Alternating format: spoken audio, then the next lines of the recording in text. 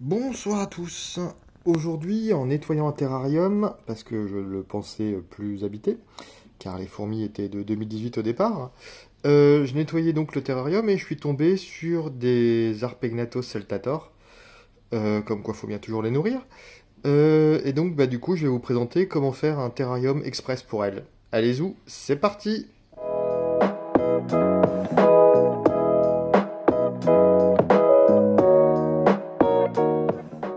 Comme évoqué en intro, j'avais donc un gros terrarium depuis 2018 que j'ai les Arpegnathos saltator, avec une belle colonie, hein. Clairement, c'était une très belle colonie de saltator, donc des Arpegnathos, des ponérines qui nous viennent d'Inde, qui piquent, hein. Je me suis déjà fait piquer une fois et honnêtement, j'ai un petit peu douillé.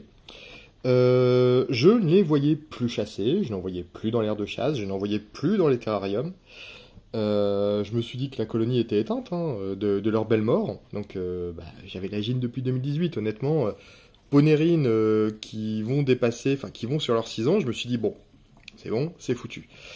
La vidéo est crado, hein, je ferai des images un peu plus tard des fourmis, mais là on est dimanche soir, je suis un peu claqué, j'ai eu une journée un peu costaud. Euh, Bon, du coup, je nettoyais le terrarium, et là, en farfouillant, je suis tombé sur déjà des fourmis, mais bon, en soi, bon, je m'y attendais pas trop, mais ça arrive. Et je suis tombé aussi sur des... Alors, on va essayer de les voir après. Putain, mon Dieu, mais pourquoi tu fais des vidéos alors que c'est crado?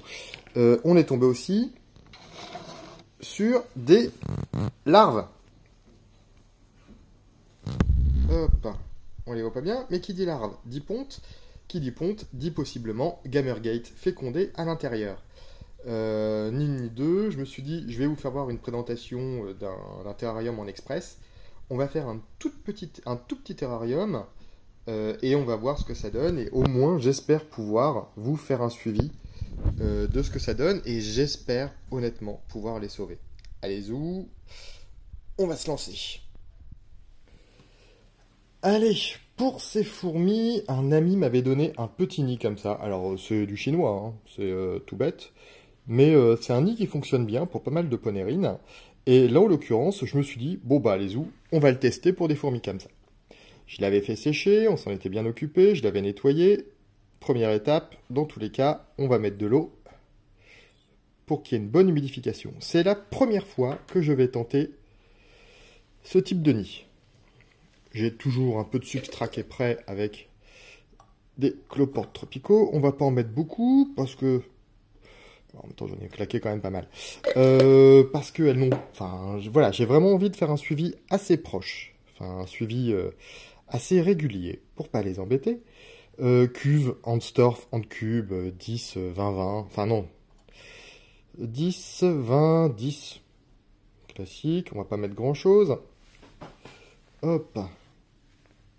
Hop, on va mettre ça comme ça. L'avantage de ce type de cuve, je crois que je vous les présente tout le temps, c'est qu'en fait, elles sont super modulables. Là, j'ai un trou classique bouché, et là, une aération. Du coup, au moins, il n'y a pas trop de moisissures. Un peu comme à chaque fois, hein. J'aime bien quand il y a des aérations. C'est bête, mais on sous-estime souvent ça. Hop. Le nid chinois s'intègre parfaitement dedans. Donc, on va voir ce que ça donne. Hop. Et il y a un petit cache que je vais mettre dans un premier temps. Hop, zou. J'arrête de dire zou, j'aimerais bien de ces quatre. Hop, pas besoin de mettre beaucoup de trucs. J'avais déjà préparé un peu mon matos, hein, parce que bon, un peu de feuilles mortes, comme mon habitude. Les Arpegnathos saltator, c'est des très très bonnes chasseuses, clairement. Et les voir évoluer dans un milieu naturel avec des feuilles mortes, avec des végétaux, ce genre de trucs, honnêtement, c'est cool. Allez. Allez, la cuve paye pas de mine. Le quercifolia est en place. On voit le trou pour que les fourmis rentrent là-bas dans le petit nid. Pas besoin de mettre beaucoup de substrat, l'aération est faite. Et on va aller installer les fourmis. Allez, je vous montre ça. Arpegnathos saltator est donc une espèce qui pique. Autant vous dire, un dimanche soir, c'est pas le meilleur moment pour les faire déménager. Mais bon, là, j'ai pas eu le choix. On va devoir quand même s'en occuper.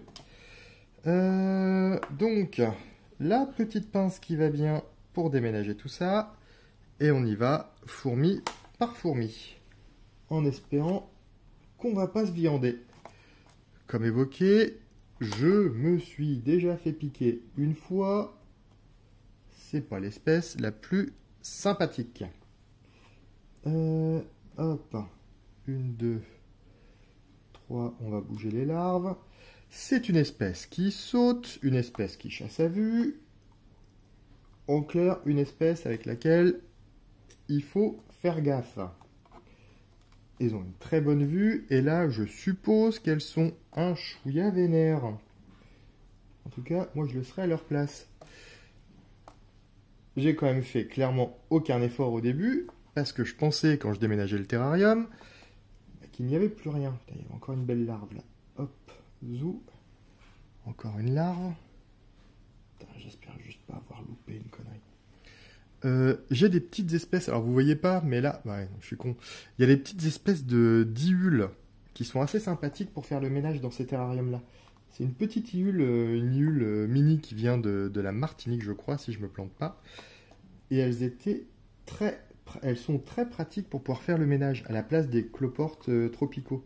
Cloportes tropicaux qui sont, j'en suis un peu revenu, j'ai un peu l'impression qu'elles m'ont flingué, par exemple. Les cloportes tropicaux m'ont flingué ma colonie de Singularis. Donc bon, c'est une hypothèse, hein, mais je pense que c'est le cas, qu'en tout cas c'est lié. Ouais, elles sont sublimes. Comme fourmis, elles sont clairement sublimes. Mais bon, là j'ai pas le temps de trop vous les montrer. Hop, j'ai pas oublié de larves. Allez, on va fermer le potch. Le temps de faire les vérifications.